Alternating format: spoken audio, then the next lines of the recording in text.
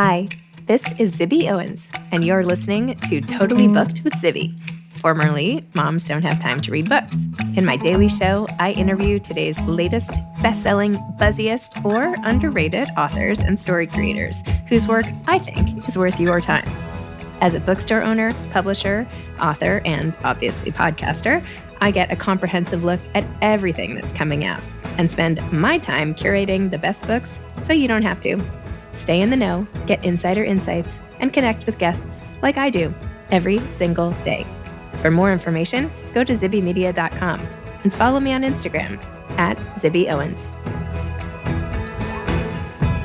Ione Skye is the author of Say Everything, a memoir. Ione Skye has had an extensive career as an actress, making her film debut starring opposite Keanu Reeves in River's Edge, followed by her iconic role as Diane Court in Say Anything, starring opposite John Cusack and directed by Cameron Crowe. FYI, this was one of my favorite movies. Skye went on to appear in other notable film and television projects, including David Fincher's Zodiac, A Night in the Life of Jimmy Reardon, Gas Food Lodging, Wayne's World, Fever Pitch, Private Practice, and Arrested Development. Most recently, she has had regular roles on Camping, created by Lena Dunham and Jenny Connor, and has guest starred on the award-winning Netflix series Beef. In addition to acting, Skye is a painter who has exhibited and sold her work for 25 years. She is the author of the children's book My Yiddish Vacation and co-host of the weekly podcast Weirder Together. She is the mother of 2 daughters and lives in Los Angeles with her husband and collaborator, the musician Ben Lee. Welcome, Ione. Thank you so much for coming on Totally Booked with Zibby. I'm so excited to talk to you about your book. Yay. Thank you for having me. I'm excited to be here. Okay, when did you decide to write a memoir, and why did you decide to do it? Well, there was some interest in my life story in a short period of time, and people were sort of asking me stories about what it was like to, be in the 80s and 90s in Hollywood, and questions about Anthony Kiedis and different things. And so it got me thinking. And also I realized people don't know me because I'm sort of shy and ethereal, enigma, things like that. So I just really, truly wanted people to get to know my mind and get to know me. And I felt excited at the idea of writing my story. And I just thought, if this project feels like it's got a good support and flow to it, I'll do it. And it did. And so I started almost 3 years ago. Oh my gosh. Well, as I was saying earlier, I found it so hard to put down because it was this great mix of you showing us who you are, coming of age in this very unique way, and then peppered with all the people I grew up knowing anyway. And so it was the glamour mixed with everything stripped away, and your innermost feelings on everything from sexuality to parenting of you, and then later parenting. But were there things that you were like, I'm writing a memoir, I have to make sure that people know this about me? This is a misconception or whatever. Well, one thing that my mother, what was she doing? How could she let me be with Anthony Kiedis when I was young? That I was happy to described that although she saw him as, she felt like, oh, I feel bad for this person. He's clearly having an addiction issue. But she and my brother were both physically sick to their stomachs. And later in life, I apologized to her. I'm so sorry. That must have been a horrible few years. She was like, well, yes. But there was nothing she could really do. She wasn't going to throw me in a car and drive me back home. So I don't know, that I wanted to clear up that she wasn't, just letting it go by with that. But apart from apart from just in general feeling really good about people knowing me, that was about it. That was about the only specific thing. So you take us through your relationships and your career and how it got started. Why don't you just tell listeners, let's pretend they don't know who you are. Right. How you got your break, so to speak, which I loved hearing that story, and how it led to Say Anything and everything else. Yeah, so I think partly I did grow up in Los Angeles, and not that you just get discovered sitting on a, bus stop, but it is peppered with people around. And my mother had some, people in the music industry and the business. So there were people around like that. But I wasn't like, I gotta act. I wasn't one of those kids that just wanted to act, as a child. My brother was. So he was auditioning up a storm. I was in high school. He was, 3 years older and, senior. And he was auditioning for this movie, River's Edge. And a friend of ours had taken a picture of us that was in the LA Weekly. And my brother took this in because he was like, look, I'm in a, he was a real he got his own agent. He was just like promoting himself.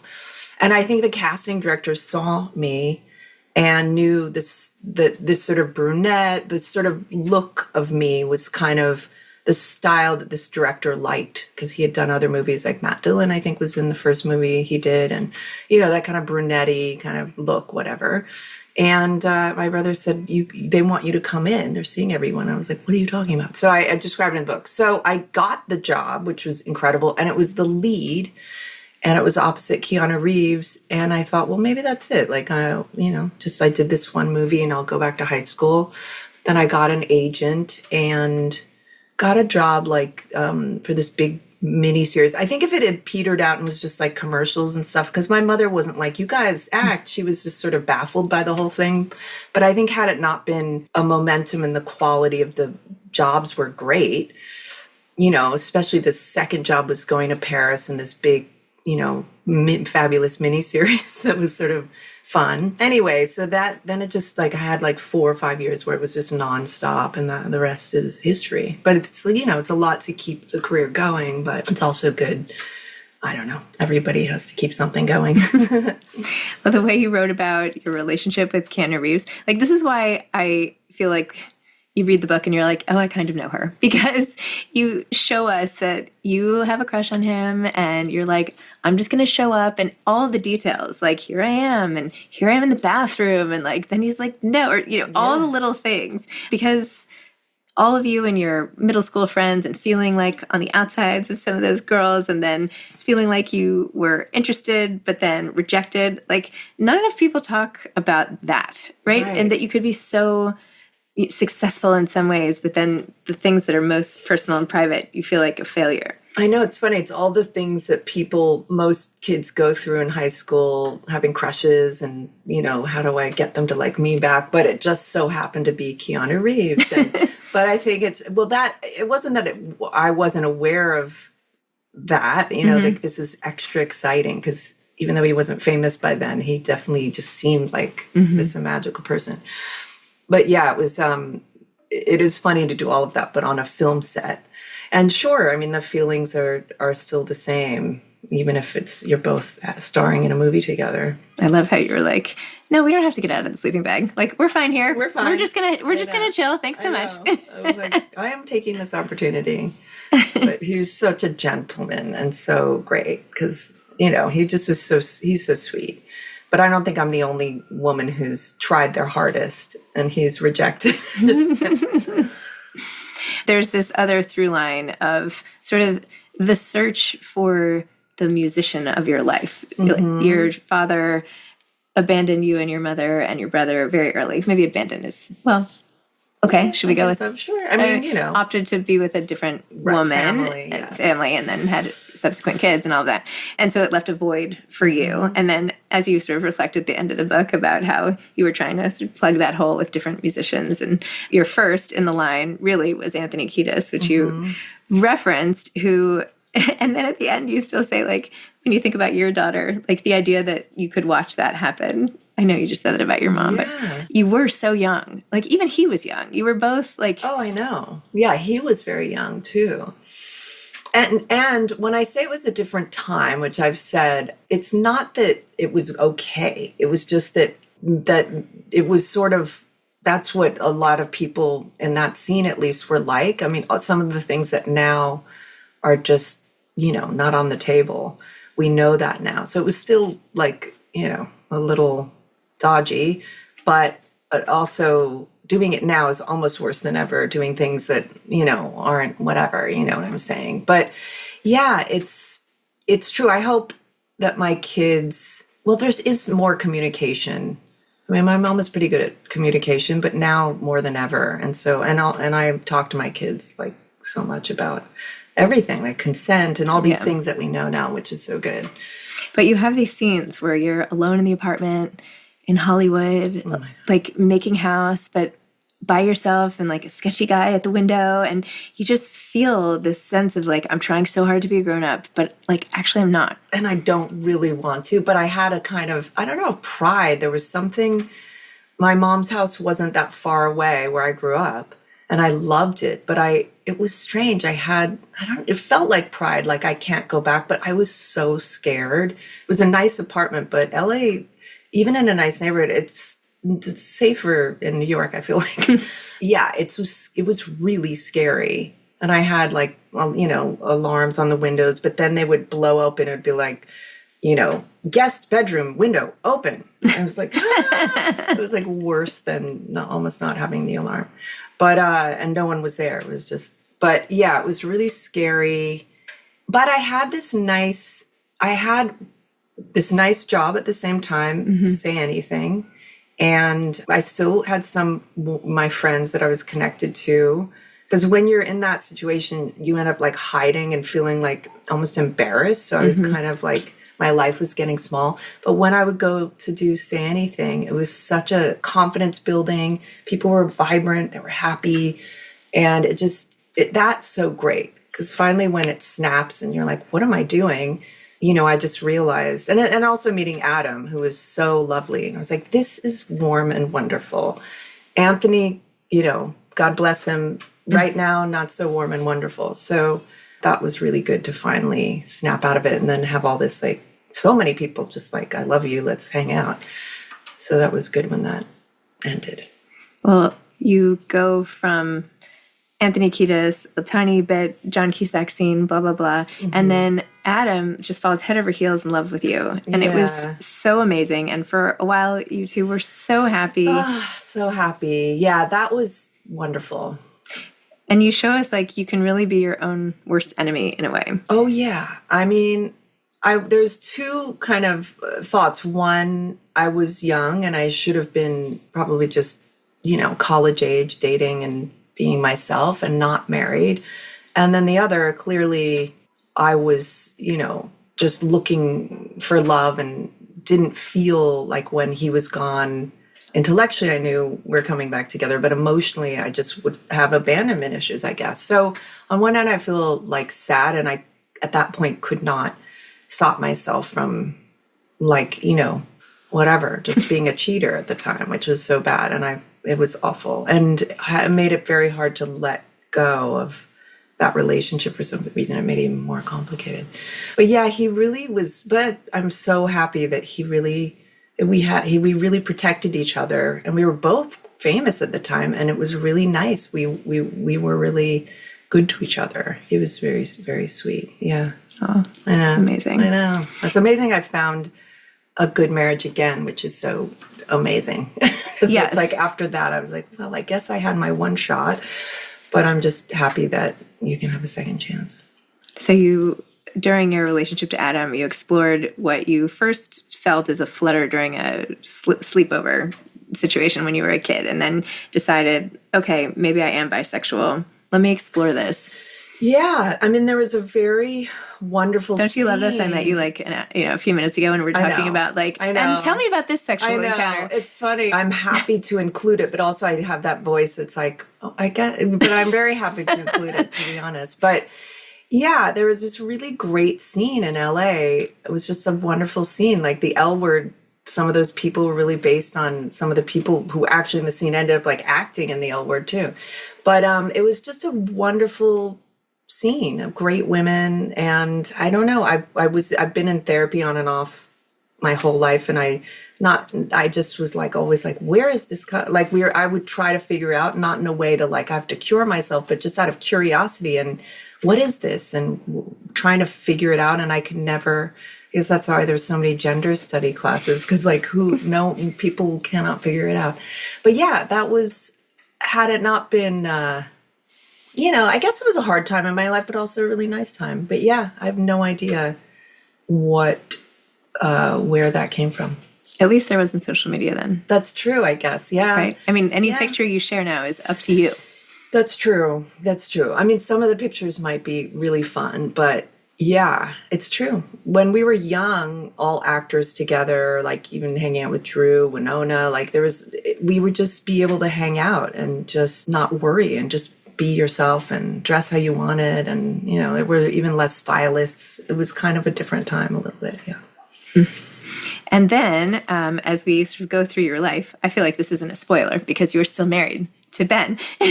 But then you end up in a marriage where you're so happy and you've been in this long-term relationship for a long time. And as you said, like in a really funny way, you're like, still faithful.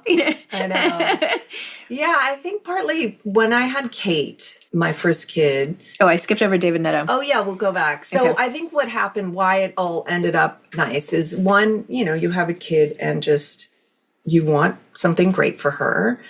I did have a good taste with people. Like Adam was amazing. I loved being married. Believe it or not, when you read the book, it sounds like I'm all over the place, which I am, but I loved it. So I knew I like being married.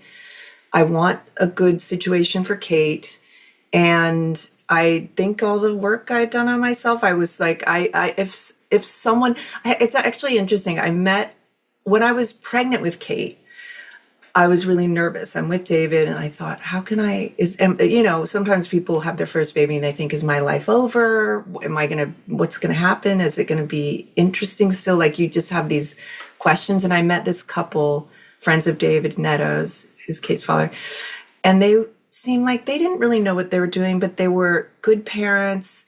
They were still stylish and fun, but they were taking the kid was the priority. And I just thought, this can be good. And also I had to believe I could have a good marriage. And so I think being older, Kate, and just knowing like I like being married. So I don't know, I was set up for success, I guess, because of all those things. I mean, really, people should have to wait, I feel like, until a certain age. Like, we're all still developing so much. How can we possibly be? Yeah. It's like a miracle if any young marriage works out. For sure. Yeah, I do feel lucky because I feel lucky that I was older. Mm-hmm. Because, I really, the maturity to be able to look, at what's going on and not just be like pulled by emotions. And, and also Ben is like, we're both very analytical. We both love to work on ourselves. So, it hasn't, it's a marriage. So there's, it's hard work, but we both are like really up for it, which is so nice. I love that. Yeah. My husband's about 6 years younger too. So I was very happy to see your husband is younger. Yes, you don't hear that so often. I know. And he's always been like a little old man. So he's smart, but it's nice that he's a little younger just because we can play tennis and he runs around. He runs around better than me, but it'll be okay. It'll all work out. Another sort of through line of the book, as I referenced slightly, is your dad. And you developed a relationship with him over time so much, and it formed like a really nice arc of the book from starting in Ireland essentially and to getting back. It's beautiful. Anyway, talk a little bit about that. I'll always think that it's not right to have children and not be with them. Like I won't ever think there's any reason you should do that. Like I feel like, you know what I mean, unless whatever, there's some crazy situation. But I do feel sad for myself and upset at him still, but I also can't not want to get to know him better. Like when I left seeing him for the first time, I just wanted to know him more. So holding all those feelings at once, like I still don't think it's right and I'm still confused, but I just love still getting to know him, and I might see him in the spring unless for some reason I think he'll be okay with the book and everything. I haven't sent it to him, but I think he'll be okay. I was wondering. I didn't send it to him. I just gave it to him. I'm not so close with him. And so, to be honest, I was like, I'll just wait till it comes out. But I think he'll be all right. I think. But yeah, I'm still curious about him. There's a lot of, there's a lot of unknown when you have someone in the world who you haven't lived with, like a regular parent. And it's just fascinating too. It's also a way to get to know a part of yourself a little bit, like genetically, and just, it's still fascinating to me. And there is some tenderness there. And you know what I mean? Yeah, of course. Well, you have like all these different arcs, right? We've got your dad, we have your relationships, and then there's your career, which is also really interesting because there aren't that many sort of, let's do a retrospective of my career in acting or whatever that really take us in. And you take us into a lot of your projects and the films and what you got out of it, and even acting tips and how you learn to be a better actress or actor or whatever. Talk a little bit about that, because you've also, you've shifted your career and maintained it for, this forever, your whole life. It's amazing to be able to have done that, because it's, being an artist, essentially, it's, goes up and down. But yeah, I always, because it was sort of accidentally happened to me, people have imposter syndrome anyway, so I definitely had that, but I realized I really loved it. I loved being on a film set. Like, people would come visit sometimes and say, oh, this is boring. Like, even Ben, who's a musician, finds it boring because there's a lot of sit around and wait. I don't find it boring. I can talk to the writers, or I don't know, I'm enamored by the whole thing. So I knew that, and I love actors. So I don't know. It's been, and I love all the different acting classes were so interesting to me, all the different methods. And so even though it sort of accidentally happened to me, I am an actor. And I'd still kind of scratch my head and think, that's so wild. Because I don't seem like there's an actor type and an actress type that I'm somehow don't fit the mold. And I say in the book, I'm not exactly someone who is like a Hollywood player, but I've always wanted to be, and I like that I kind of am. So it's not, I watch the Oscars and I always think, oh, I don't like the Oscars. And then I watch them like, I love the Oscars. So I love it. I like the industry. I like the business. I mean, the business is business, but I like that side of it. I like my side of it. So it's funny, but why I also like writing the book is people think I didn't want it, or I'm just too cool for it. And even though I do other things, and I don't know, it's just something that's something I kind of want to clear up, whether I need to or not. Maybe it's okay to be all of those things, Well, you're also you're super artistic. You're a writer. You're a painter. Yeah, I love writing. Those were my first, basically reading, The Magician's Nephew or something, and then just writing exactly the same story in my, I did love writing and writing poems, whatever, which a lot of people did back then. But yeah, I love painting is also drawing. Yeah, I'm very creative. And do you find time to read now?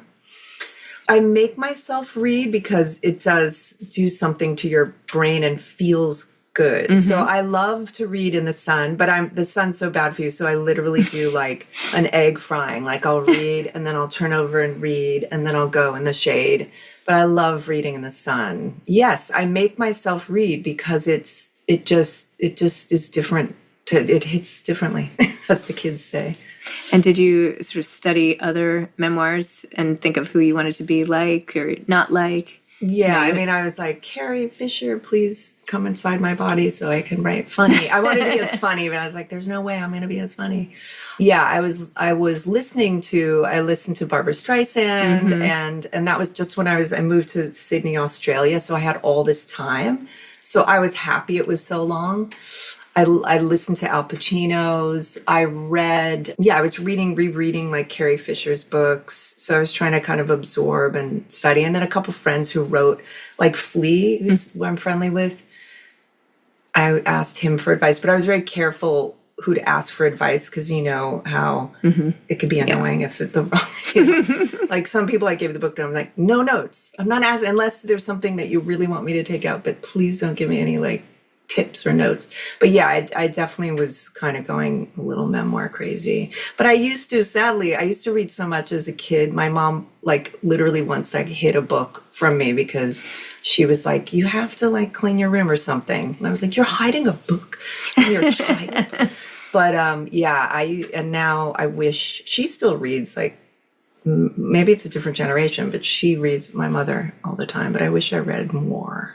It's busy. That's why we have podcasts about books. Then you can pick which book you want. I love podcasts. I like your podcast. So yes. Amazing.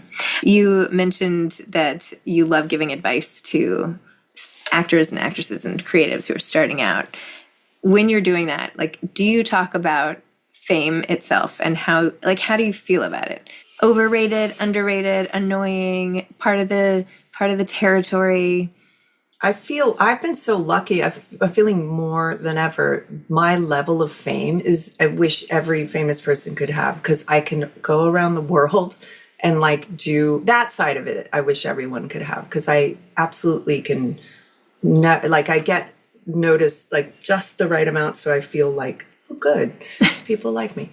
But I mean, I would like a little, I'm hoping after the book, I have a little more action in my career. So I would like the fame to bump up a little more. So, because it's really how many seats are in the theater, or nowadays, how many people are watching whatever streamers shows. But yeah, I mean, I would like more fame so I can have more options. But I think it's going to happen. And the careers are always like, I'm sort of philosophical, like it just always kind of comes back again. So yeah, I don't know what advice, other than if you really, if you can stay long enough in it and, see if it happens.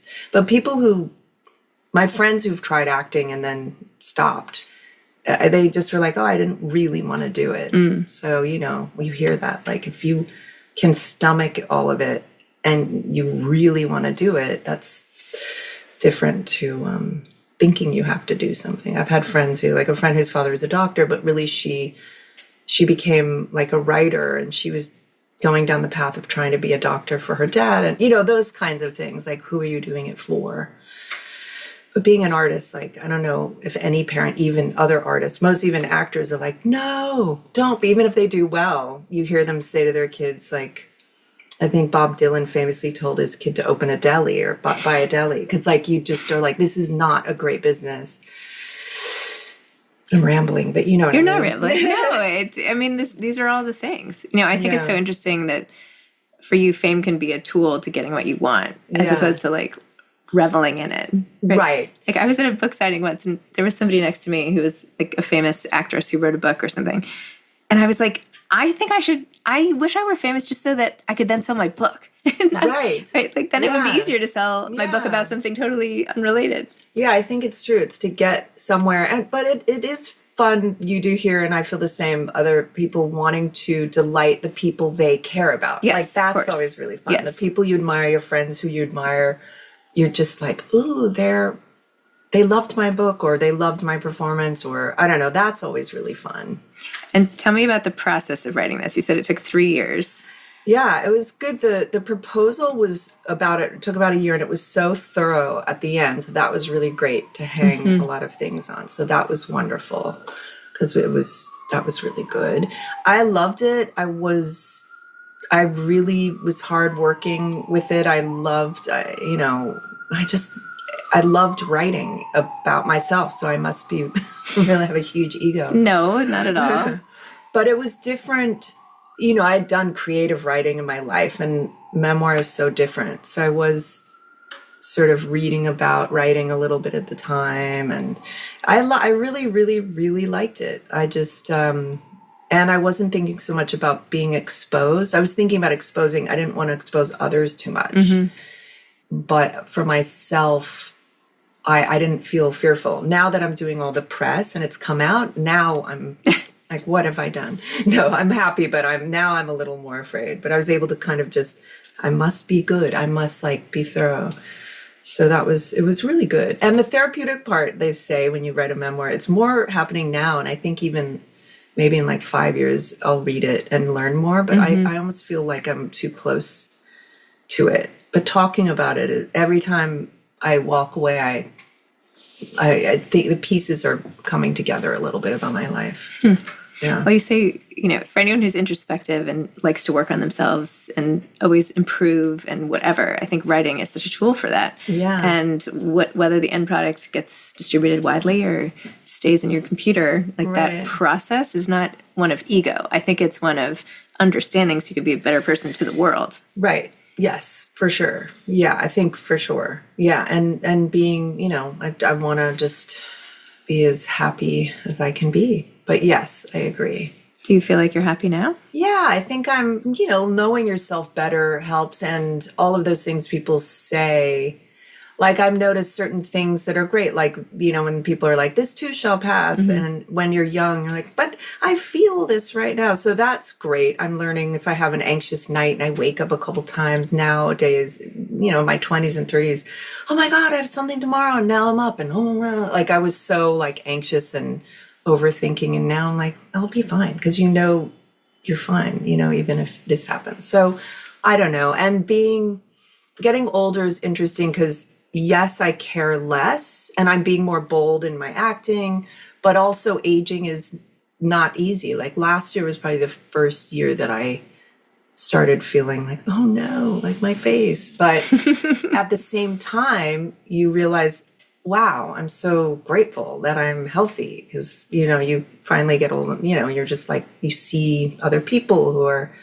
not doing well or feeling well. So anyway, it's that simultaneous thing of like wisdom and then dealing with getting a little older. Yeah. Maybe it was wired this way. Like we have to care a little bit less as we age. Otherwise, right. It would just be really depressing or something. Yes. Yeah, it's nice that we care less at the right time. Yes, exactly. Yes, that's so true. Yeah, that's true. Okay, last question. For anyone out there who is thinking of writing a memoir, is there anything you learned from the whole process that... Well, just support. I had a friend, this actress, Jenna Malone, she's really great. And she said, why don't you write it yourself and put it out yourself? And I was like, I don't. So actually a friend of mine has this great life story and it's wonderful. And I was like, just get the agent. Like I would just recommend doing it kind of by the book because that's how I felt comfortable. I think it's great. I've made short films on my own with just me and my friends, but this I would say definitely get some help. People telling you, because I'm not in this business. And for me, I love like Patti Smith and but I wanted it to be like straightforward. So also you have to decide like, are you going to do a more straightforward memoir or, so that's another thing kind of deciding. Cause I thought, I want it to be really, really creative. And then I just thought, no, this is a memoir. I want it to be beautifully written, but like a memoir. So I put in some poetic stuff cause I can't help it, but yeah. What else? It's some people who had written them told me, two people I know, that it was the way they said, this is an amazing experience. It was sort of like before having kids when people give you a look like, get ready, this is an amazing, and you don't know what it is until you're there.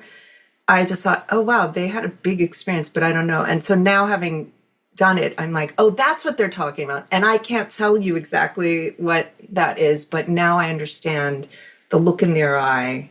It's a big experience. Yeah. But good, really good. Well, I'm glad you took the time for this big experience in your life, which is totally entertaining and sort of thought-provoking for the reader. I feel like your own life could be its own movie. So, if you ever short of projects, you could just go for that. Recreation 2.0. So anyway, thank you for this. Thank you. Thanks for writing it, putting yourself out there, Thank you so much. Undoubtedly helping a lot of people along their journeys too. Yay. Thank you for having me. My pleasure. Thank you for listening to Totally Booked with Zibby, formerly Moms Don't Have Time to Read Books.